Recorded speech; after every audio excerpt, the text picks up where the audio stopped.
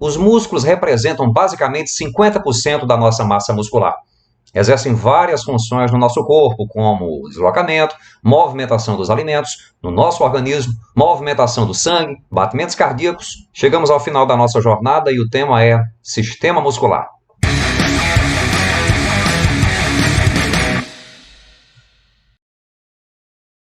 Os nossos músculos são formados principalmente por tecido muscular, mas não apenas dele. E eles se subdividem em 3 tipos: tecido muscular estriado esquelético, tecido muscular estriado cardíaco, ou simplesmente tecido muscular cardíaco, e tecido muscular liso, também conhecido como tecido muscular não estriado.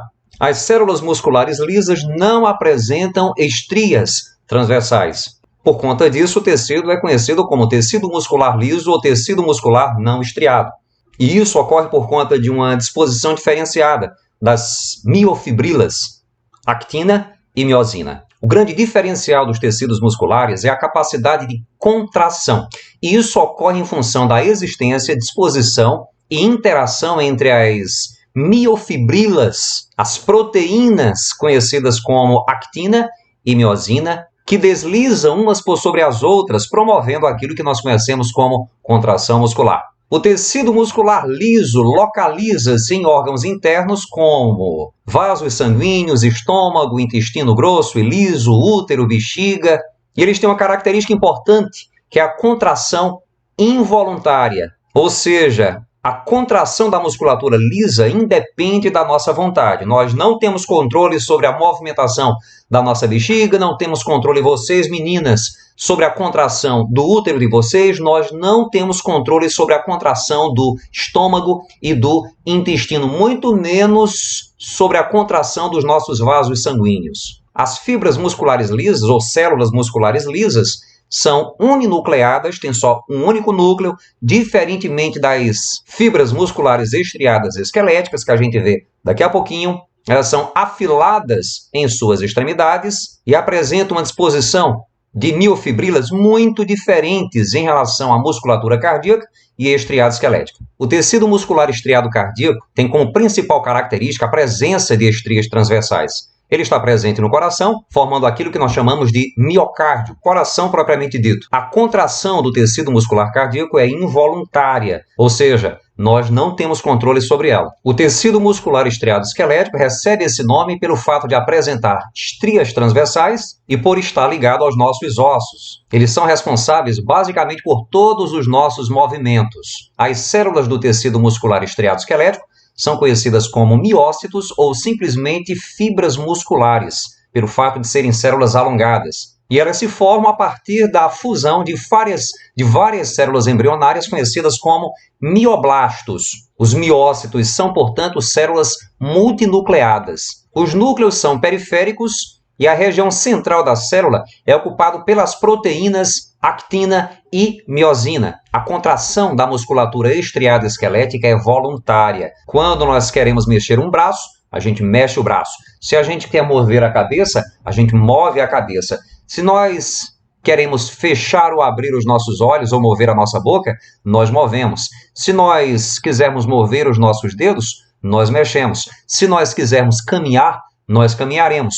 Isso porque os músculos responsáveis por cada um desses movimentos são ligados ao nosso esqueleto e apresentam contração voluntária. Nas células do tecido muscular estriado esquelético, a membrana plasmática, o hialoplasma e o retículo endoplasmático liso recebem nomes especiais. A membrana plasmática é chamada de sarcolema, o hialoplasma é conhecido como sarcoplasma e o retículo sarcoplasmático é o retículo endoplasmático liso dessas células. Ele tem uma função muito importante, que é a de sequestrar íons cálcios, que são importantíssimos para a contração muscular. Todo mundo sabe que carne é músculo, né?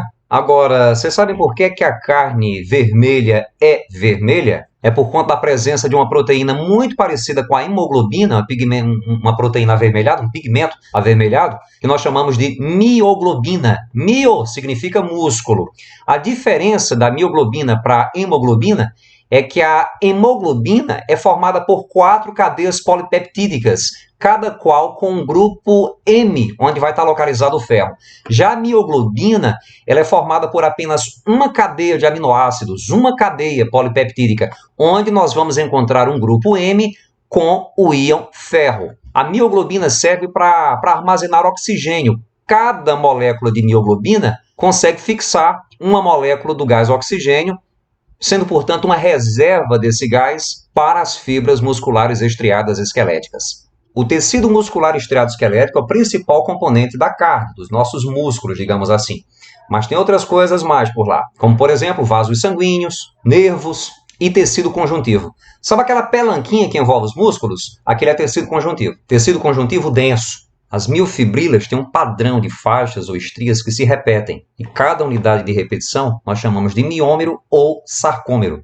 E os seus limites são chamados de linhas Z. Isso dá para ver no microscópio simples, no microscópio óptico, no microscópio de luz. Vamos lembrar que a contração muscular ela se dá por conta de um deslizamento dos filamentos de miosina por sobre os filamentos de actina. No miômero ou sarcômero, nós vamos encontrar três bandas, três faixas claras que se intercalam com três faixas mais escuras. Nas faixas claras, nós não teremos sobreposição de miofilamentos de actina por sobre os miofilamentos de miosina. Essas faixas claras, elas são o que nós chamamos de bandas 1, onde nós só vamos encontrar miofilamentos de actina, e a zona H, onde nós vamos encontrar apenas miofilamentos de miosina. Os pontos onde há sobreposição de filamentos de actina e de miosina se apresentarão como faixas mais escuras nas fibras musculares estriadas esqueléticas. Essa figura ilustra bem o deslizamento dos miofilamentos de miosina por sobre os filamentos de actina, gerando aquilo que nós conhecemos como contração muscular.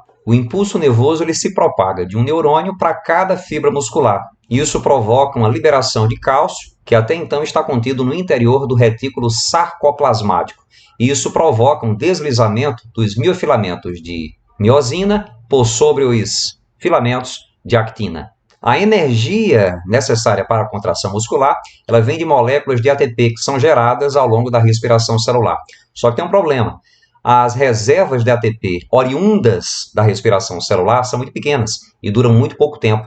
Então, existe uma substância conhecida como fosfato de creatina que funcionam como uma reserva energética para a contração muscular. O fosfato de creatina libera fosfato que se associa a moléculas de ATP para formar novas moléculas de ATP. Daí esse ATP é utilizado diretamente para a manutenção da contração muscular. Daí, quando a contração muscular cessa, moléculas de ATP geradas a partir da respiração celular repõem os fosfatos inorgânicos que repõem o estoque de fosfato de creatina. Em geral, os músculos estriados esqueléticos agem em dupla, um com ação antagônica em relação ao outro. Por exemplo, os músculos bíceps e tríceps. Quando flexionamos o antebraço, o bíceps se contrai e o tríceps relaxa. O bíceps, na contração, ele é suficiente para puxar o braço. No entanto, quando ele relaxa, ele não é suficiente para empurrar o braço de volta, esticar o braço novamente. Daí, no movimento de distensão, o bíceps relaxa e o tríceps se contrai para empurrar o braço para a posição inicial.